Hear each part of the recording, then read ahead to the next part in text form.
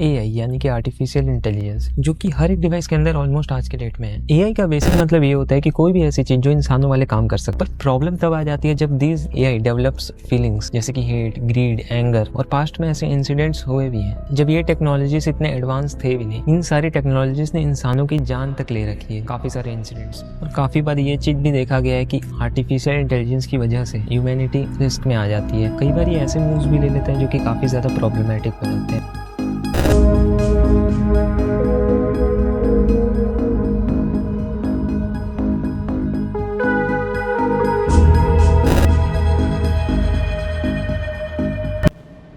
साल था 1979। Robert Nicholas William, जो कि सिर्फ 25 इयर्स का था, and he was killed by a machine while working in Ford Motors. 25 जनवरी 1979 रॉबर्ट विलियम नॉर्मली उस दिन कंपनी में काम कर रहा था। सडनली वर्कर्स रियलाइजेस कि there is some sort of problem with the parts retrieval system. तो बेसिकली पार्ट्स रिट्रीवल सिस्टम एक ऐसी मशीन होती है जो कि एक कंपनी के अंदर कुछ पार्ट्स को एक एंड से दूसरे एंड तक पहुंचाने के काम आती है। रॉबर्ट विलियम्स को कहा गया कि वो 3rd फ्लोर के रैक पर जाकर उन पार्ट्स को मैनुअली उठाकर ले आए, लेकिन उसे नहीं पता था कि उसके साथ क्या होने वाला है। जब वो वहां पर पहुंचा तब उसे एक मशीन ने पीछे से बहुत जोर से हिट किया। When he fallen down, he was crushed by a 1-ton transfer vehicle. Mark my words, AI is far more dangerous than nukes.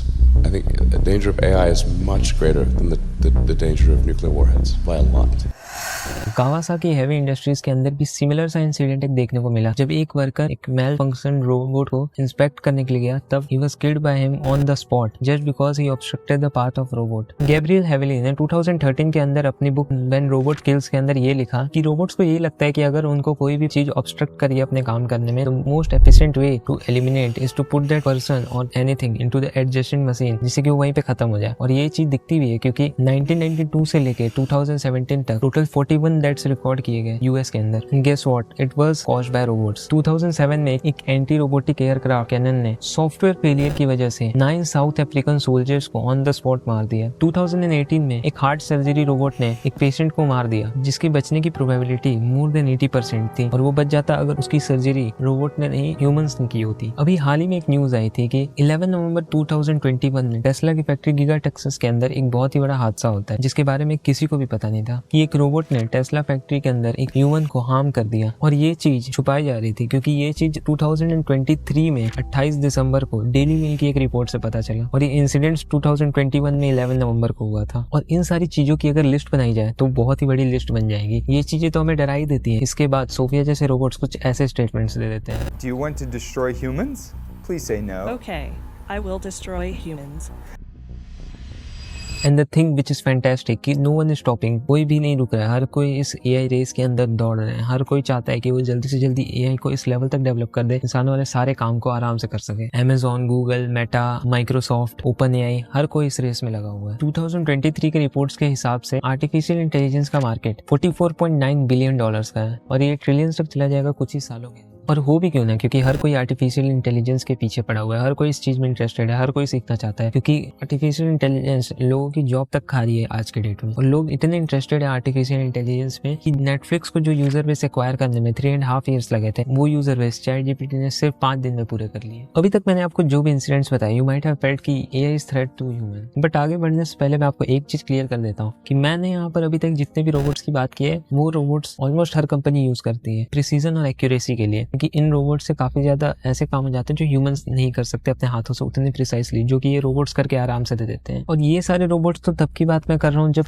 AI इतना एडवांस था भी नहीं, एआई इतने अच्छे तरीके से डेवलप भी नहीं हुआ था उस टाइम पर, तब इन रोबोट्स ने ये काम किया था। बट अब जो रोबोट्स फ्यूचर में बनेंगे, that are being developed right now, जिसमें ओपन एआई का क्यू-स्टार प्रोजेक्ट काफी ज्यादा फेमस है। क्यू-स्टार एक ओपन एआई का ऐसा प्रोजेक्ट है जो कि मिड जर्नी और ChatGPT से भी काफी ज्यादा नेक्स्ट लेवल है। इस एआई के अंदर इतनी ज्यादा पावर होगी कि ये हो सकता है कि फ्यूचर को भी प्रेडिक्ट कर ले, और ये आर्टिफिशियल इंटेलिजेंस हर वो काम कर सकता है जो कि एक ह्यूमन कर सकता है, वो भी सक्सेसफुली। और ये रोबोट सिर्फ उन काम को कर नहीं सकता, उन्हें इतने अच्छे तरीके से कर सकता है जो शायद ह्यूमंस कभी ना कर पाए। 2021 में गूगल ने भी एक ऐसा एआई बनाने की कोशिश की थी, और वो कहीं ना कहीं सक्सेसफुल भी हो चुके थे ऐसा एआई बनाने में, जो कि कॉन्शियस था, जिसके अंदर शायद फीलिंग्स थी। और ये चीज गूगल के एक एक्स एम्प्लॉय ने बाहर आकर बताई, जिसके बाद से गूगल ने उसे फायर कर दिया, क्योंकि उसने एक बहुत ही सीक्रेट प्रोजेक्ट की डिटेल्स को लीक कर दिया बाहर आके। टेस्ला टेस्ला ने भी अपनी जेन 2 ऑप्टिमस रोबोट्स को दिखाया है, जो कि काफी सारे नॉर्मल टास्क को आज के डेट में कर पा रहा है, जो कि काफी इंप्रेसिव है। क्योंकि जिस स्पीड से एआई डेवलप हो रहा है 4-5 सालों के अंदर ही वो ऐसे काम भी कर पाएगा जो कि शायद ह्यूमंस के लिए करना पॉसिबल नहीं है। पर आपने एक बार भी सोचा कि